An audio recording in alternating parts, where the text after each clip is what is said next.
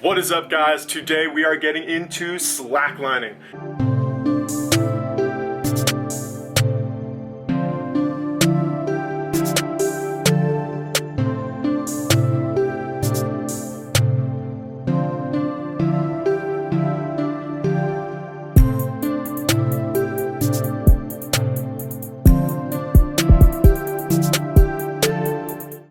All right, party people, today we are getting into slacklines. We are getting into the different kinds of slacklines, what you can get, what is best for beginners, what's best for more advanced, maybe what you guys want to get, and I'll be talking about my lines and what I like about them, just to give you guys a better idea of maybe what you want to get if you are trying to get into slackline. For those of you who know what slacklining is, awesome. This video will help you guys pick what line you want, maybe make some decisions in the future about what you want to get. For those of you who do not know what slacklining is pretty much putting a line between 2 points and then you walk along it. And you walk. And you'll probably fall, but that's half the fun of it. So let's get into it. I'm gonna start out with the more beginner slackliners. You guys are probably gonna wanna get a 2-inch line. Now this is a 100-foot line that I have. You do not need to get that long, but just know that if you are getting a slack line, the longer you get it, the more options you have for setting it up. If you have 2 trees 60 feet apart and you only have a 50-foot slack line, you're kind of out of luck. But this is a 100-foot line, so I could set it up. So it's not necessary to get a long line, but it really gives you options as you get more and more advanced and you want to walk longer and longer lines. These 2-inch lines come with a ratchet. You pretty much just need the slack line and the ratchet itself. It's super easy to set up. You just thread the line through that gap right there, and then you just start ratcheting away. It normally comes in one big package for you guys, so it's not that much stuff to buy.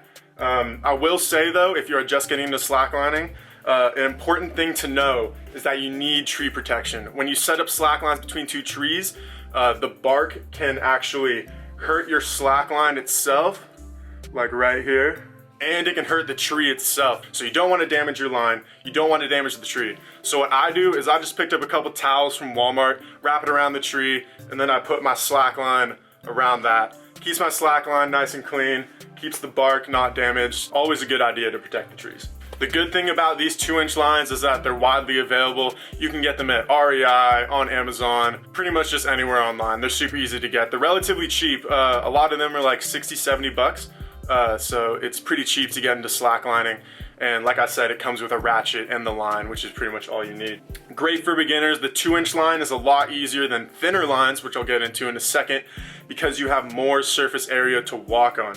It is a lot easier to walk on this wide of a line than say this wide of a line. See that difference right there? This is a lot thinner than this one. So this will be a lot easier to start off on. You can get your balance, you can get good at slacklining, and then you can get into the more advanced slacklines, which we will go over right now.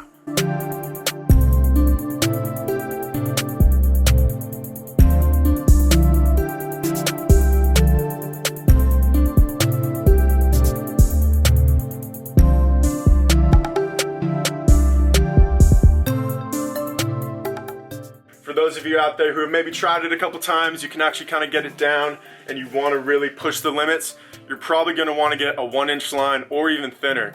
These come in like 15ths, 16ths, 7/8 of an inch, 1 inch, 1 1/4 inch. The most common one is 1-inch line. This is 300 feet's worth. You do not need this much to start with a 1-inch line. I just got this because it was relatively cheap online, and if you can get a bunch of line for really cheap, you might as well get it. You can always cut it shorter, you can always make climbing slings out of it. It really just gives you more options as you move ahead. So for the 1-inch lines, these are harder to walk on because they are thinner.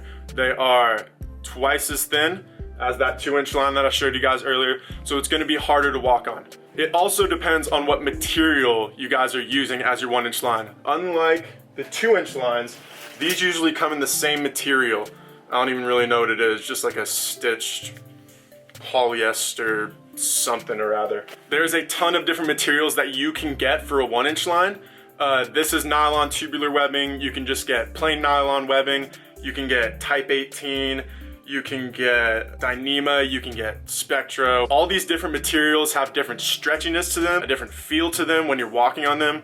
So do a little bit of research before you get your first line. I like this nylon tubular webbing. It's really soft on your feet. It's stretchy, so it's kind of fun to play around on shorter lines. That is a con though, that if you are trying to set up long lines, I would say around 100 feet or more, it's hard to tension it so much so that you won't hit the ground. Because this is so soft and so stretchy, you really have to tension it a lot. A lot of the materials like Type 18 or Spectre Dyneema, those are less stretchy, so you won't have to tighten them as much, but then again, they won't be as playful or as bouncy. So it really depends on what you want looking at a 1-inch line. There's a ton of options, so do your research. So this was a really good investment for me and I was happy I got this. Another thing about 1-inch lines is that it does take more gear to do. For a 1-inch line, you need to get a bunch of stuff. Right here I have about 4 carabiners, 2 wrap rings, and 2 slings to go around the trees. And these did not come with the line. You have to buy this separately. You do kind of have to figure out what you want,